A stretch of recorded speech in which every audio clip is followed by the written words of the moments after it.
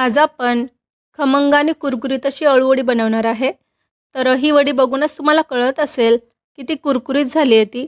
तुम्ही जर पहिल्यांदा वड्या करणार असाल तरी देखील एकदम परफेक्ट अशा तयार होतील. एकदम सोपी अशी पद्धत दाखवली आहे मी. त्यामुळे व्हिडिओ शेवटपर्यंत नक्की बघा. तर चला आपण वेळ न घालवता अळूवडी करायला घेऊयात.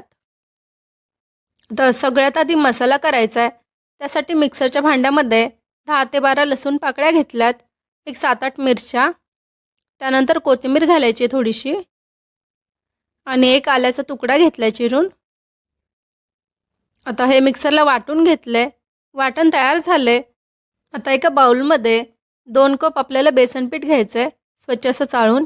आता जो मसाला वाटून घेतलेला तो यामध्ये घालायचा आहे. 2 चमचे पांढरे तीळ घालायचे आहेत. त्यानंतर अर्धा चमचा ओवा घातला आहे, थोडीशी हळद, धने पावडर घालायची अर्धा चमचा आणि अर्धा चमचा लाल मिरची पावडर घातली आहे. त्याचबरोबर चवीनुसार मीठ घालून घ्यायचं आहे. त्यानंतर यामध्ये आपल्याला चिंचेचा कोळ घालून घ्यायचा आहे. तर थोडीशी चिंच मी गरम पाण्यात भिजायला ठेवलेली ती घालून घेतली आहे. आता एकदा सगळं व्यवस्थित असं मिक्स करायचं आहे आणि यामध्ये थोडं थोडं पाणी घालून याचा आपण बॅटर करून घेऊयात. तर थोडं घट्टसर असंच बॅटर आपल्याला ठेवायचं आहे.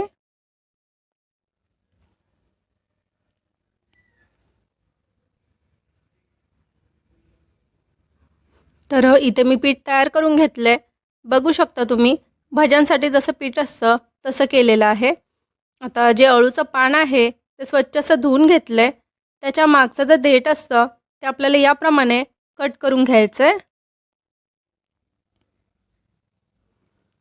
आता याचप्रमाणे सगळी पानं कट करून घ्यायची आहेत आपल्याला. आता पानाला पीठ लावायचं आहे. तर याप्रमाणे हातानेच आपल्याला सगळीकडे व्यवस्थित असं पीठ लावून घ्यायचं आहे. हाताने पीठ व्यवस्थित असं लावता येतं. तर एकदम पातळ अशी लेअर द्यायची पिठाची, खूप जास्त पण जाड द्यायची नाही आहे. त्यानंतर जे दुसरं पान आहे ते याप्रमाणे उलटं ठेवायचं आहे आणि त्याला पण पीठ लावून घेऊयात.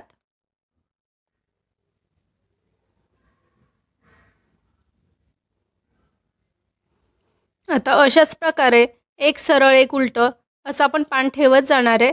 तर असे तुम्ही 4-5 किंवा 6 पानं लावू शकता. म्हणजे आपला जो रोल आहे तो किती आपल्याला गोलाकार आणि मोठा करायचा आहे त्यानुसार. तर मी इथे 4 पानं लावून घेतली आहेत. आता जी कडेची बाजू आहे ती याप्रमाणे दुमडून घ्यायची आहे. त्यानंतर दोन्ही साईडने पण याला दुमडून घेऊयात. आता एकदम दाबत असा याचा आपल्याला रोल करून घ्यायचा आहे. व्यवस्थित असं दाबत जायचं आपल्याला. आता रोल जेव्हा बंद करायचा आहे तिथे आपल्याला थोडंसं पीठ लावून घ्यायचं आहे आणि मग दाबून घ्यायचं व्यवस्थित असं, म्हणजे हा जो रोल आहे तो सुटणार नाही. तर इथे आपला एक रोल तयार झाला आहे. याचप्रमाणे मी अजून एक रोल तयार करून घेणार आहे. इथे एक चाळणी घेतली आहे, त्याला थोडासा तेलाचा हात लावला आहे. यामध्ये आपल्याला हे रोल ठेवून घ्यायचे आहेत आणि आता उकडवून घेऊयात. तर त्यासाठी एका भांड्यामध्ये पाणी तापायला ठेवलं आहे. पाणी उकळायला लागलं की त्यावरती चाळणी ठेवायची आहे आणि झाकण ठेवून एक 15 ते 20 मिनटं आपण हे वाफवून घेऊयात. तर इथे आपल्या ज्या आळूच्या वड्यांचा रोल आहे तो छान असा वाफला गेला आहे. बघू शकता तुम्ही हाताला चिटकत नाही आहे.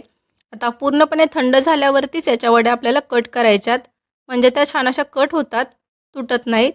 तर बघू शकता मस्त अशा आपल्या वड्या तयार झाल्यात. तुम्ही पातळ जाड किंवा कशाही तुमच्या आवडीनुसार कट करून घेऊ शकता. आणि आता याला शालो फ्राय करू शकता किंवा डीप फ्राय. मी आज डीप फ्राय करते आहे. तर लो टू मिडियम फ्लेमवरती यांना छान असं कुरकुरीत होईपर्यंत तळून घ्यायचं आपल्याला.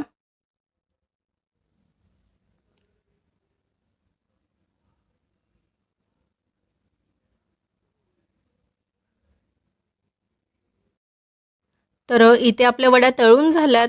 बघू शकता तुम्ही मस्त अशा कुरकुरीत झालेल्या दिसत आहेत. तर आता याचप्रमाणे सगळ्या वड्या मी तळून घेणार आहे. तर इथे सुंदर असा कलर आला वड्यांना, काढून घ्यायच्यात आपल्याला. तर इथे आपल्या खमंग आणि कुरकुरीत अशा अळूवड्या खाण्यासाठी तयार आहेत. अतिशय मस्त झालेल्या दिसत आहेत. बघूनच कळत असेल तुम्हाला आपली अळूवडी किती कुरकुरीत झाली आहे ती.